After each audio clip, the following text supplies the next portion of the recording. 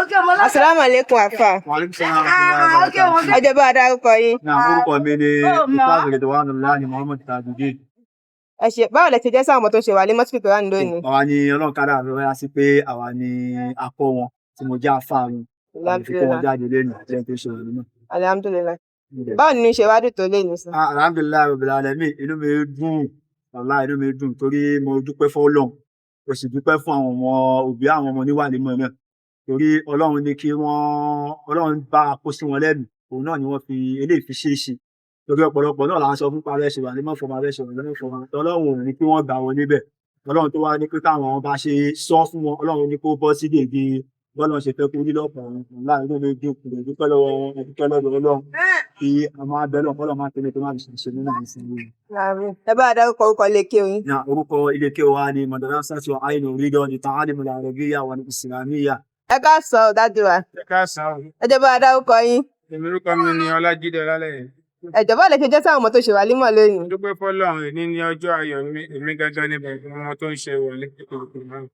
Olúwa ṣeun. Báwo ni yín ṣe dùn tó lónìí? Inú mi dùn gan torí èmi náà ti ṣe rí, inú mi wá dùn pé mi náà kò tún ṣe fún ọmọ.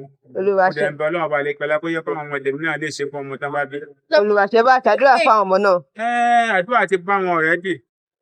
Tọ́lọ́run wá wọlá gbogbo àdúrà tí wọ́n ṣe lénìí, tọ́lọ́run jẹ́ kó bá wọn, kó dẹ̀ bẹ̀rẹ̀ dà wọn lé. Gbogbo ohun tán wá ṣe yìí, kọ́lọ́run má jẹ́ kó jẹ́ òpin oríire, á ti mọ̀ bẹ̀rẹ̀ wọn, kọ́lọ́run má jẹ́ àmú òkun. Wọ́n bá ti wá ṣe fún un, kọ́lọ́run jẹ́ káwa náà lè rí ìdùnnú kalẹ̀ náà nàbí lọ́dọ̀.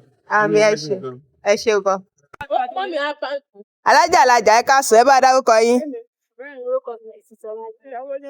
Ó pọ̀. Báwo ni ṣe táwọn ọmọ tó ṣe wàlímọ̀ lénìí? Báwo ni ṣe jẹ́ sáwọn ọmọ tó ṣe wàlímọ̀ lénìí? Olúwa ṣeun. Báwo ni yín ṣe dùn tó?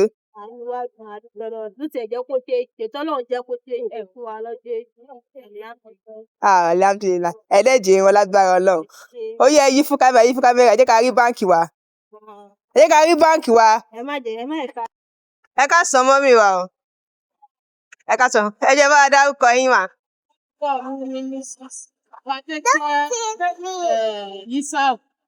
Ẹ ṣé mà. Ẹ jọ̀ọ́ báwo lẹ ṣe jẹ́ sáwọn ọmọ tó ń ṣe wàlímọ̀ lónìí? Àwọn ọmọ mi ni Olúwa ṣeun. Báwo ni yín ṣe dùn tó mà? fún rí ọjọ́ ayọ̀ mi. Olúwa ṣeun. Ọjọ́ ayọ̀ mi jẹ́ kí báyìí ní ojú ọ̀rẹ́ mi. Ọjọ́ ayọ̀ mi ló jẹ́. Ọlọ́run kó jù ọ́, kó má jù dìbà.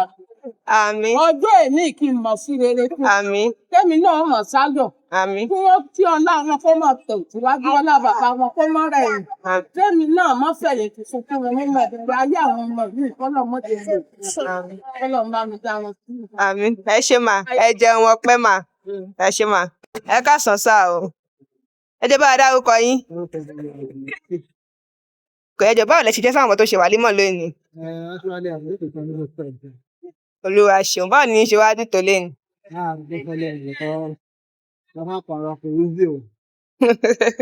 Kí ọ̀dà ọjọ́ Ó pé. ọbẹ̀ ṣe orí kan tó ṣe orí ọ̀fẹ́ lọ́run tí àti ọ̀fẹ́ lẹ́yìn. Olúwa ṣeun.